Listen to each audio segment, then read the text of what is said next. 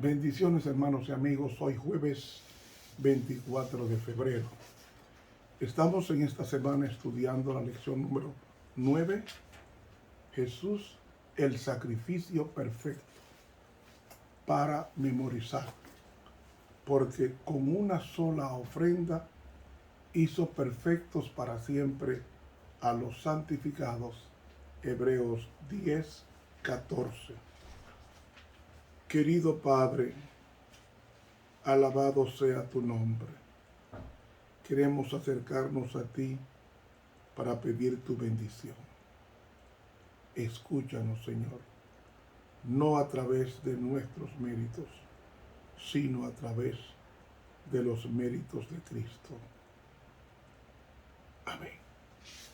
Para hoy jueves, el juicio y el carácter de Dios.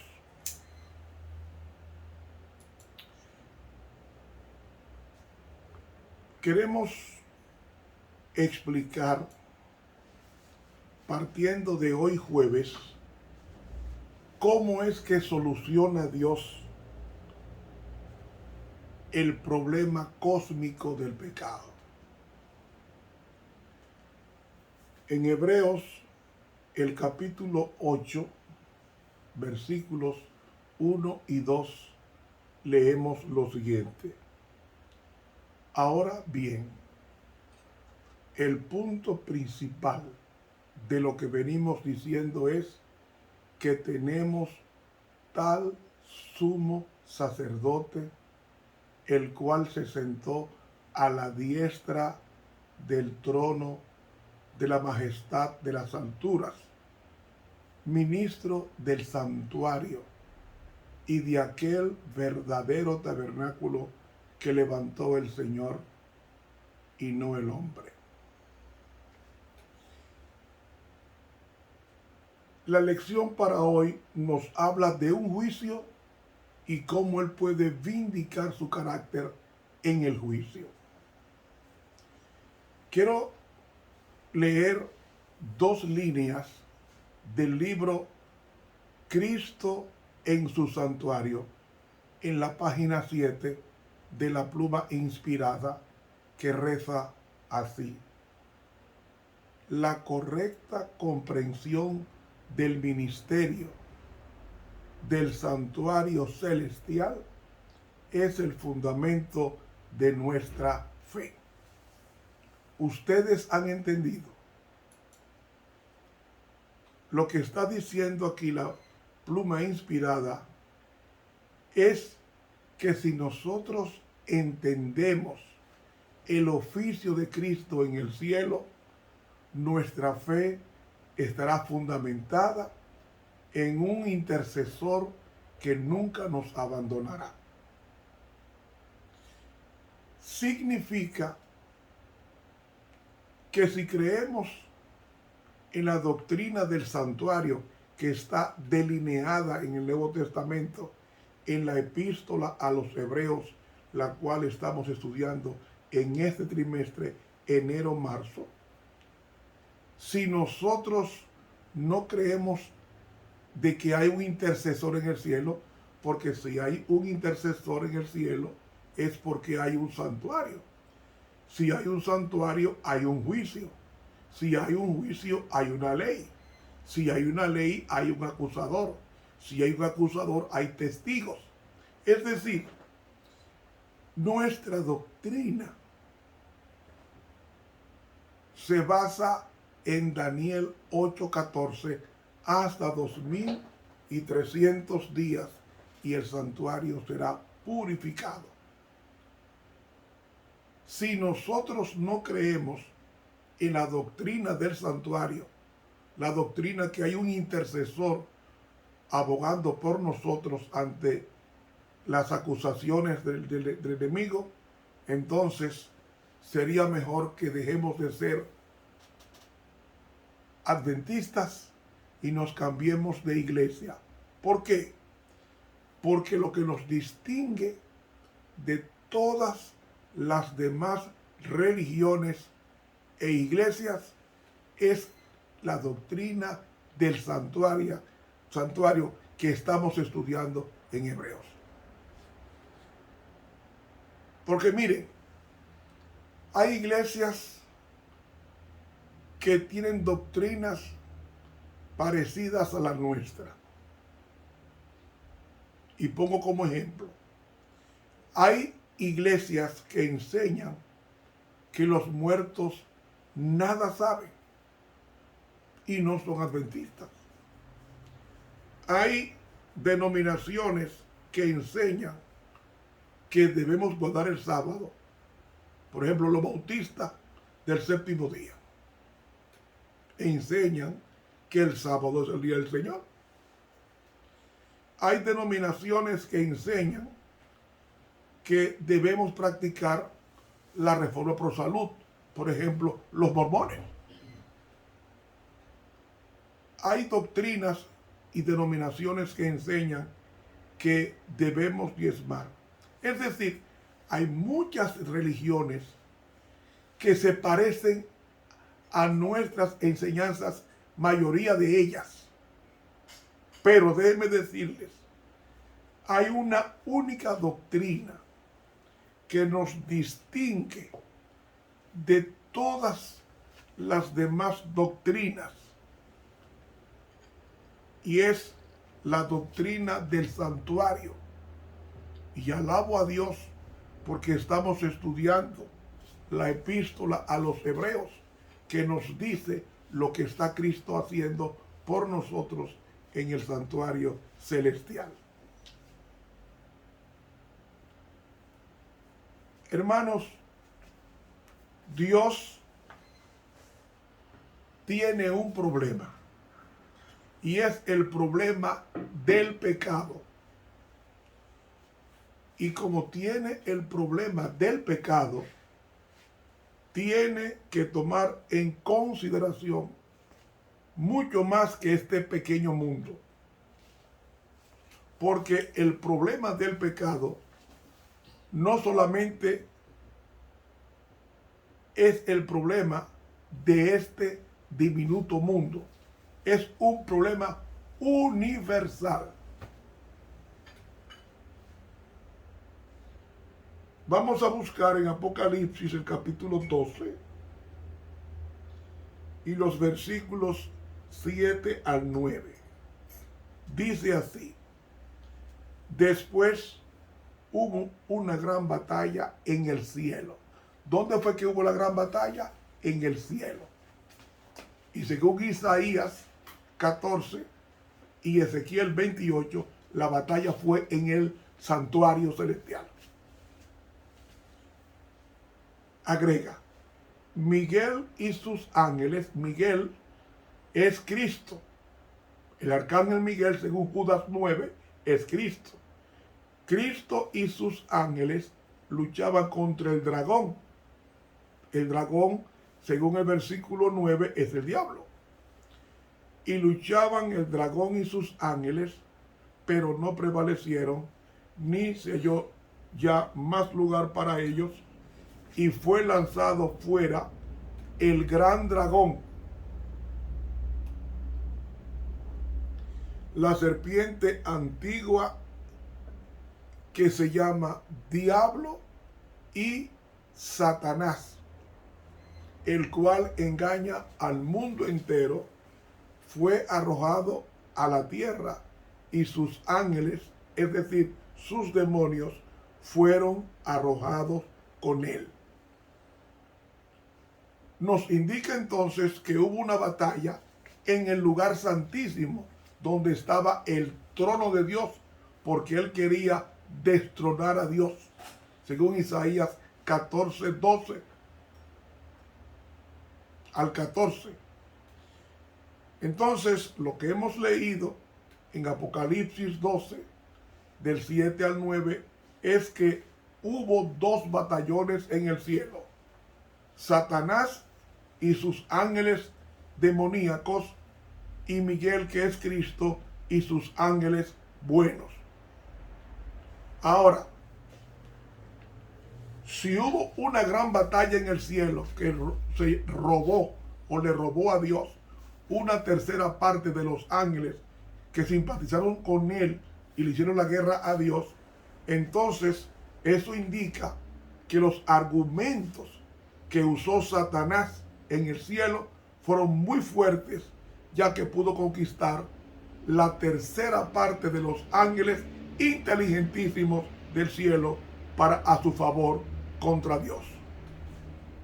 Entonces, esto nos dice que Satanás tuvo mucho poder de persuasión que logró confundir a los ángeles, y por tanto el pecado se originó en el cielo, en la misma presencia de Dios, ante un engañador llamado Lucifer. Y como el pecado se originó en el cielo, el pecado comenzó con las dudas. No es que la duda es pecado, sino que la duda o las dudas del amor de Dios llevaron a la rebelión de Lucifer y una tercera parte de los ángeles que él conquistó de Dios. Así que podemos decir entonces que cualquier solución al pecado debe tomar en cuenta la tierra y el cielo. ¿Por qué? Porque el apóstol Pablo en Colosenses capítulo 1 y el versículo 20 escribió: y por medio de él reconciliar consigo todas las cosas, así las que están en la tierra como las que están en los cielos, haciendo la paz mediante la sangre de su cruz. Es decir, el pecado creó una distancia abismal entre el cielo y la tierra cuando el hombre pecó. Pero ese abismo comenzó con la rebelión de Lucifer en el cielo y creando duda en los ángeles buenos si realmente Lucifer tenía razón en las acusaciones o no. Pero ellos esperaron hasta que Dios les revelara el misterio de iniquidad que se había incubado en el archiengañador.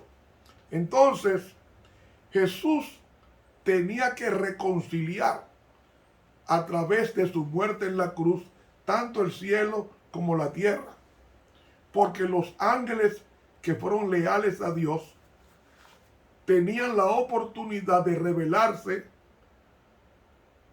hasta la cruz.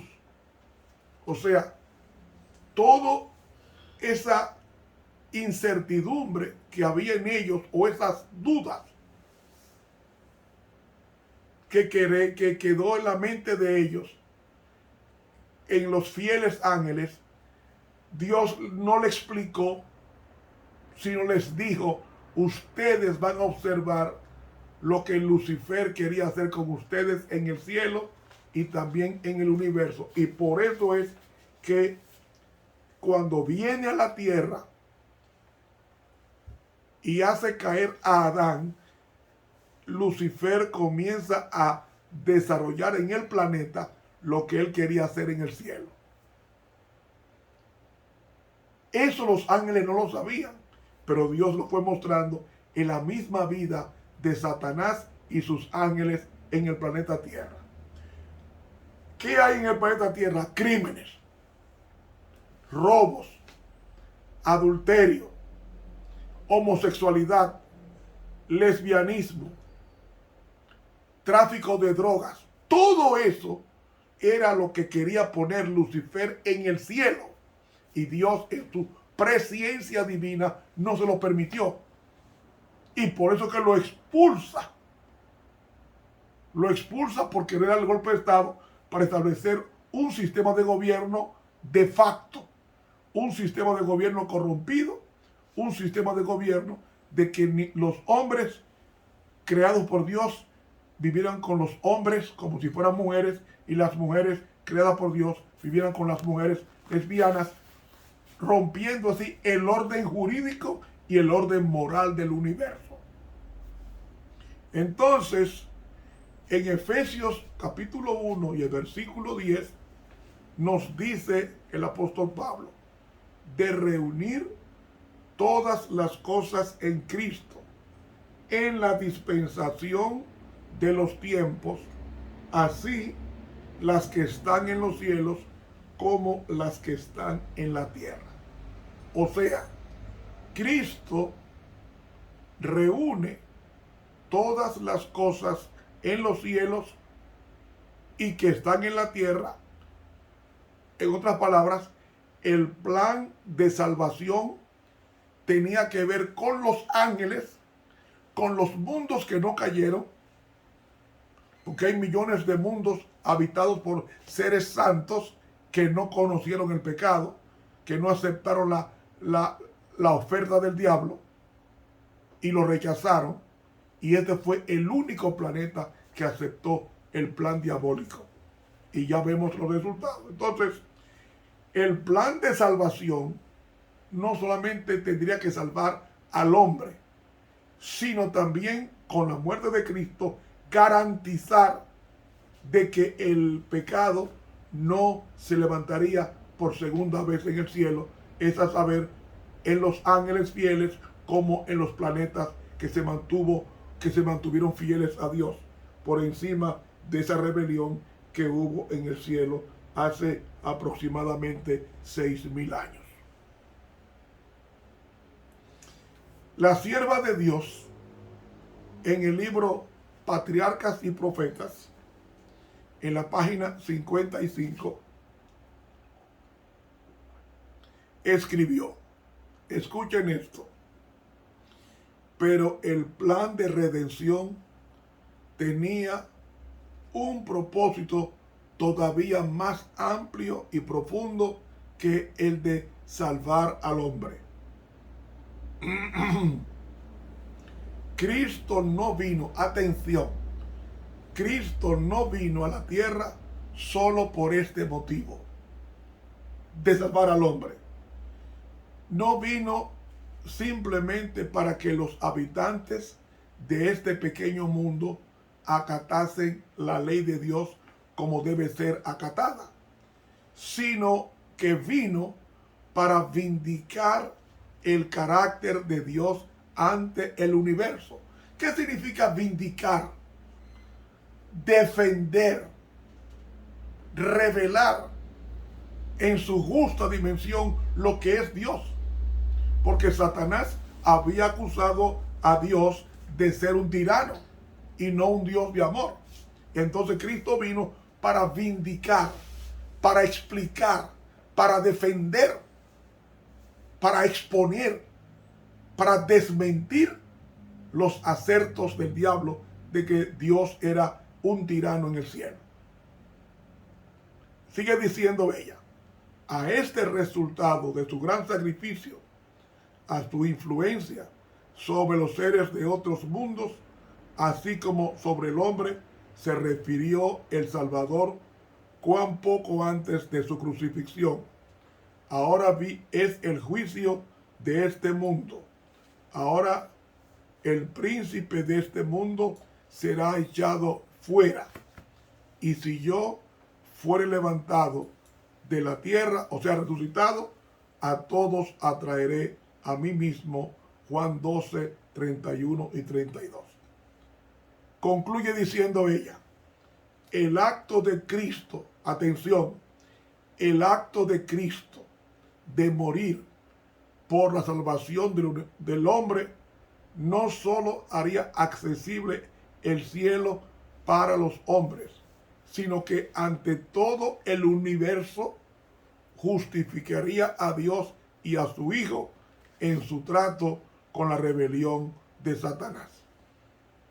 He leído Patriarcas y Profetas, página 55 de la Pluma Inspirada. Amigo, el plan de redención tiene el propósito de vindicar el carácter de Dios Padre y el de su Hijo Jesucristo ante todo el universo. Vindicar significa defender, aclarar, exponer, salir en defensa, desmentir. Eso es lo que significa vindicar. Y la lección de hoy nos dice del juicio y el carácter de Dios, y es en el santuario celestial donde se vindica el carácter de Dios. Por eso comenzamos hoy, continuaremos mañana, y si no terminamos mañana, lo haremos el sábado, este estudio que resume toda la lección de esta semana. ¿Cómo es que Dios resuelve el problema del pecado en el universo? Él lo hace a través de un edificio que mandó a construir en el Antiguo Testamento, que es semejante al que Él tiene en el cielo. Se llama santuario. El santuario terrenal que Dios mandó a construir a Moisés tenía 4 lugares. Estaba el campamento donde poblaba el pueblo de Dios, las 12 tribus de Israel. Estaba el atrio exterior donde había un mueble, un altar de sacrificio de bronce, donde se sacrificaban las víctimas por el pecado.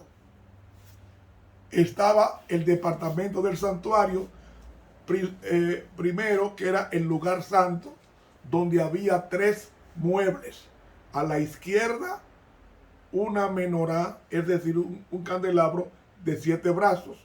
A la derecha, al norte, estaba la mesa de los panes de la proposición, con 12 tortas que representaba el pan de vida en el pueblo de Dios. Y en el medio, pegado en el velo, próximo al lugar santísimo, estaba el altar de oro de incienso, que representaba la justicia y el perfume de su perdón y su gracia al pecador. Y luego estaba el lugar santísimo, que tenía un solo mueble, que era un cofre de madera de acacia revestido de oro puro, y sobre eso había una tapa de oro macizo llamada propiciatorio. Dentro del cofre había las 2 tablas de piedra, los 10 mandamientos. Estaba también un frasco con el maná que cayó del cielo, y estaba la vara que reverdeció de Aarón. Sobre el propiciatorio, o sea, sobre la tapa, había 2 querubines de oro macizo, y en el medio, que estaba mirando hacia abajo, en el medio estaba una luz refulgente conocida como la Shekinah, que era la presencia de Dios en ese lugar. O sea, el asiento de Dios en la tierra estaba en el lugar santísimo del santuario terrenal. Surge la pregunta: ¿quiénes son las personas involucradas en la controversia entre el bien y el mal? Hay 7 personas y cosas. Primero están involucrados los ángeles fieles que están en el cielo. Están los penitentes, es decir, los arrepentidos por cometer pecados. Están los impenitentes, que son aquellos que pecan impunemente sin arrepentirse. Están Satanás y sus ángeles o demonios. Están Dios Padre, quinto. Está Cristo, sexto. Y está el santuario, séptimo. Repito, 7 personas y cosas están involucrados en el santuario: los ángeles fieles, los penitentes o arrepentidos, los impenitentes o impíos, Satanás y sus demonios, Dios Padre, Dios Hijo y el santuario celestial. Entonces, para solucionar el problema del pecado, Dios tiene que tomar en cuenta todos estos personajes y cosas y tiene que satisfacer cada área de estas 7 cosas o personas que he mencionado. Pero no es en la tierra que se soluciona el problema del pecado, sino en el santuario celestial. Y es allí donde Él explica el problema del pecado.